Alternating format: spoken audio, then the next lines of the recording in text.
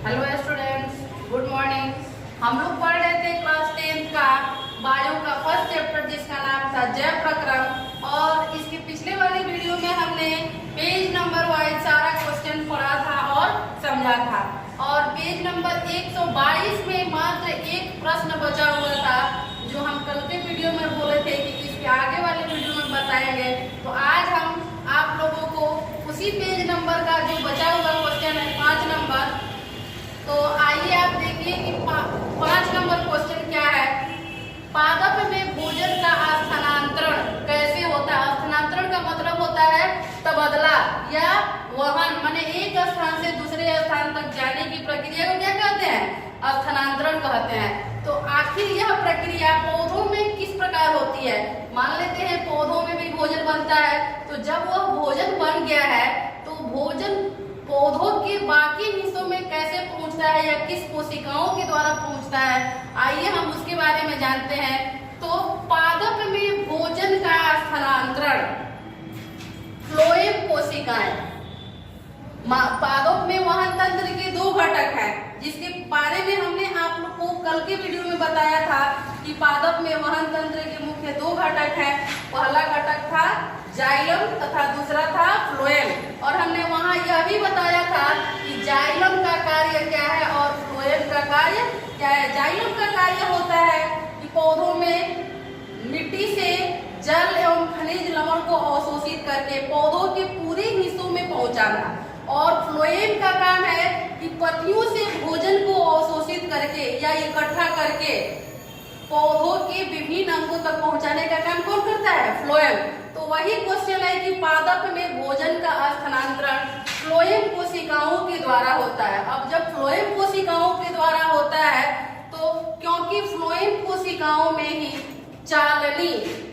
चालनी तथा सहचर कोशिकाएं भोजन के कणों का परिवहन ऊपर तथा नीचे दोनों दिशाओं में करते हैं। और फ्लोएम कोशिकाओं में कौन कौन सी कोशिकाएं पाई जाती है? चालनी तथा सहचर कोशिकाएं पाई जाती है। और यही चालनी तथा सहचर कोशिकाएं क्या करती हैं? भोजन के कणों को माने ऊपर तथा नीचे, माने पौधे के निचले भागों में भी और पौधे के ऊपरी भागों में भी परिवहन का काम करते हैं। उसके बाद है पेज नंबर 122 की, तो ये प्रश्न कंप्लीट हुए। और पेज नंबर 124 के प्रश्न हम इसके आगे वाले वीडियो में कराएंगे। तब तक आप देखिए अभ्यास के प्रश्न दिए हुए हैं। और अभ्यास के प्रश्न में है ऑब्जेक्टिव क्वेश्चन। ऑब्जेक्टिव क्वेश्चन है कि मनुष्य में वृक्क, इसको इंग्लिश में कहते हैं किडनी कहते हैं और हिंदी में इसको क्या कहते हैं? वृक्क। मनुष्य में वृक्क एक तंत्र का भाग है जो संबंधित है। किससे संबंधित है? ए है पोषण, बी है श्वसन, सी है उत्सर्जन तथा डी है परिवहन। यानी जो मेरा तंत्र है किडनी, वह किससे रिलेटेड है? तो वह क्या है? उत्सर्जन से रिलेटेड है। किडनी का काम उत्सर्जित पदार्थों को बाहर निकालने का होता है, इसलिए मनुष्य में वृक्क उत्सर्जन का भाग है। दूसरा क्वेश्चन है मेरा कि पादप में जाइलम उत्तरदायी है। पादप में जाइलम उत्तरदायी है। किसके लिए पादप में जाइलम उत्तरदायी है जी? भोजन का काम कौन करता है? फ्लोएम। अमीनो अम्ल का काम दूसरा ही कोशिका करता है और ऑक्सीजन का भी वहन दूसरा ही कोशिका करता है। इसलिए यहाँ पादप में जाइलम उत्तरदायी है। किसके लिए? जल के वहन के लिए। यानी इसमें हो जाएगा आपका सही उत्तर सी और इसमें हो जाएगा आपका सही उत्तर ए। आइए हम 3 नंबर प्रश्न को देखते हैं। 3 नंबर प्रश्न है स्वपोषी पोषण के लिए आवश्यक है। स्वपोषी पोषण के लिए क्या क्या आवश्यक है जी? कार्बन डाइऑक्साइड तथा जल, बी है क्लोरोफिल, सी है सूर्य का प्रकाश और डी में है उपयुक्त सभी। तो हम जानते हैं कि स्वपोषी पोषण माने हरे पौधे में क्या होता है? स्वपोषी पोषण होता है, क्योंकि हरे पौधे ही अपना भोजन स्वयं बनाते हैं, वह उसी पे निर्भर नहीं होते हैं। तो अपना भोजन जब खुद बनाएगा तो उसके लिए इस तीनों चीजों की आवश्यकता होगी। तो जब तीनों चीजों की आवश्यकता होगी तो इस क्वेश्चन में मेरा सही उत्तर हो जाएगा उपयुक्त सभी।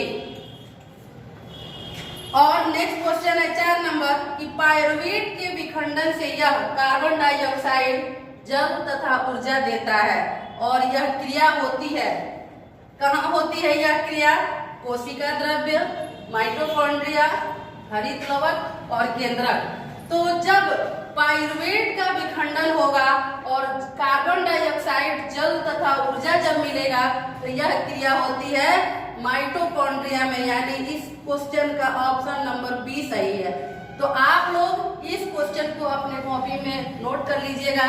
इसके बाद हम 2 और प्रश्न बताते हैं आपको, वायवीय और अवायवीय श्वसन में अंतर तथा पादप में जाइलम और फ्लोएम में अंतर बता रहे हैं आपको।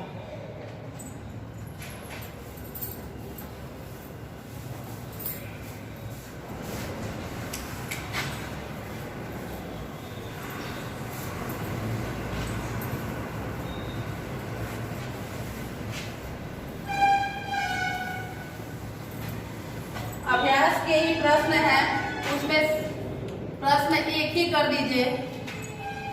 वायवीय तथा अवायवीय श्वसन में अंतर स्पष्ट करें।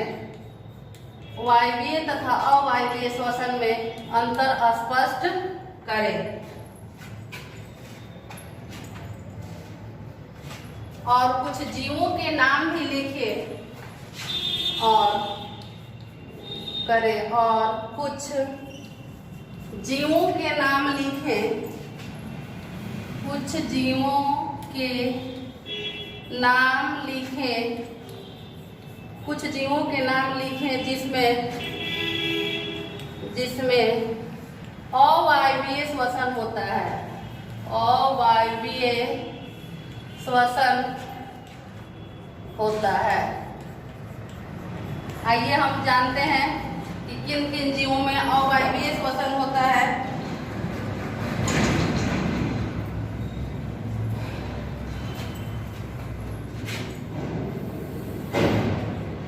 साइड कर देंगे वायवीय श्वसन, वायवीय श्वसन, अवायवीय श्वसन, अवायवीय श्वसन,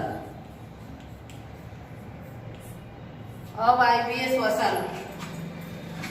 हमने आप लोगों को क्लास में बताया भी था कि जब ऑक्सीजन की उपस्थिति में जो श्वसन होता है उसको कहते हैं वायवीय श्वसन, और जो ऑक्सीजन की अनुपस्थिति में होता है उसे कहते हैं अवायवीय श्वसन। आइए हम 1-2 पॉइंट लिखते हैं इसके बारे में। ऑक्सीजन की उपस्थिति, ऑक्सीजन की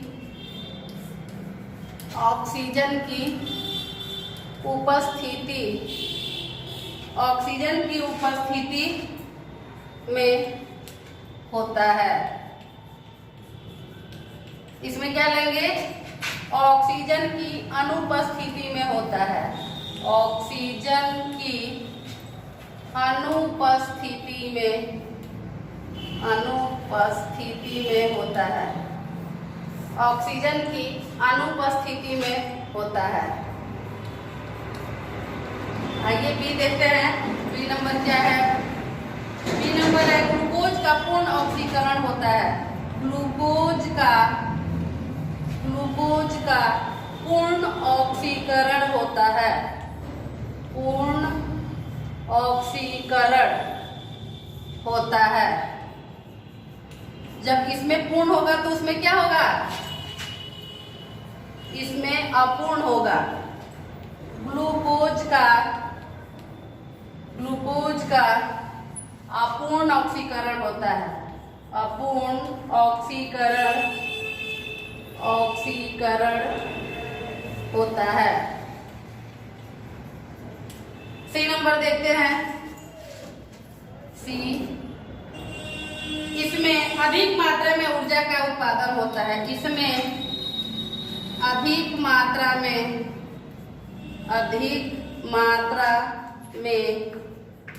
ऊर्जा का उत्पादन होता है। इसमें अधिक मात्रा में ऊर्जा का उत्पादन होता है। इसमें कम मात्रा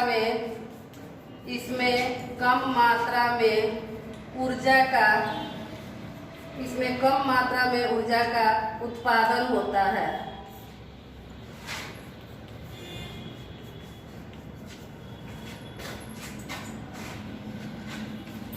इसके बाद हम देखते हैं कुछ जीवों के नाम निम्नलिखित हैं। कुछ जीवों के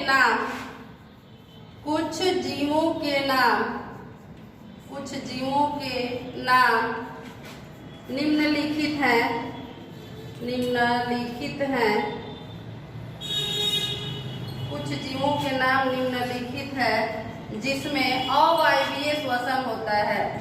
जिसमें अवायवीय श्वसन होता है।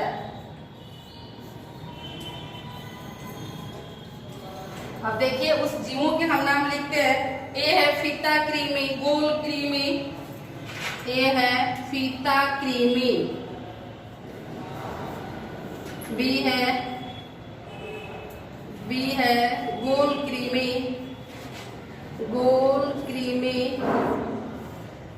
सी है ईस्ट जैसे सभी परजीवी।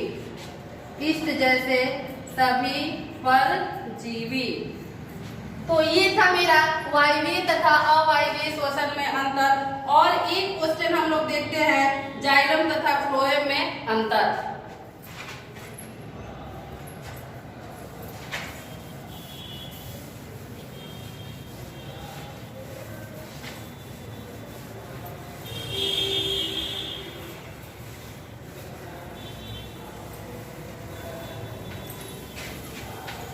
क्वेश्चन नंबर इसको हम कर देते हैं 2। जाइलम तथा फ्लोएम में क्या अंतर है, या जाइलम तथा फ्लोएम में अंतर बताएं। जाइलम तथा फ्लोएम में अंतर वैसे ही हम बना देंगे। एक बीच से लाइन खींच देंगे, एक साइड कर देंगे जाइलम और दूसरी साइड कर देंगे हम फ्लोएम।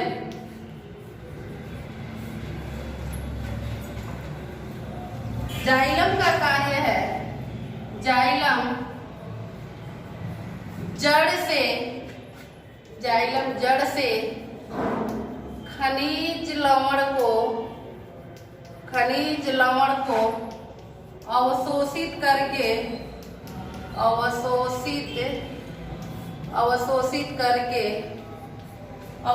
करके पत्तियों तक पहुंचाता है। अवशोषित करके पत्तियों तक पहुंचाता है। और फ्लोएम का कार्य है, फ्लोएम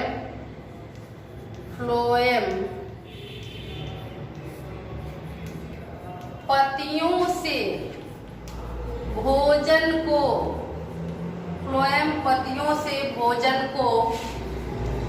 पौधों के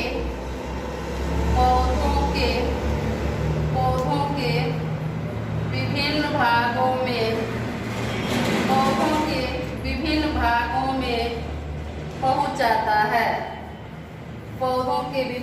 में पहुंचाता है। 2 नंबर इसका देखते हैं।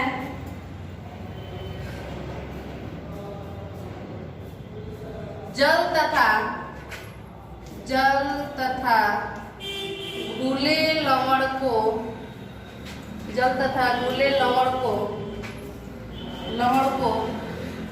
ऊपर चढ़ना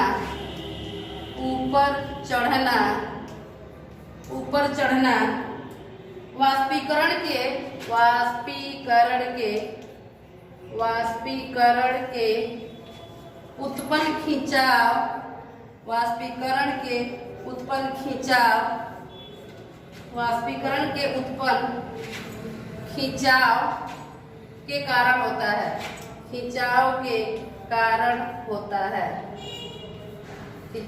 कारण होता है। दूसरा है इसमें यह परासरण दाब, यह परासरण दाब बढ़ा देता है, यह परासरण दाब बढ़ा देता है, जो फ्लोएम से पदार्थों को, जो फ्लोएम से पदार्थों को, जो फ्लोएम से पदार्थों को ऊतक की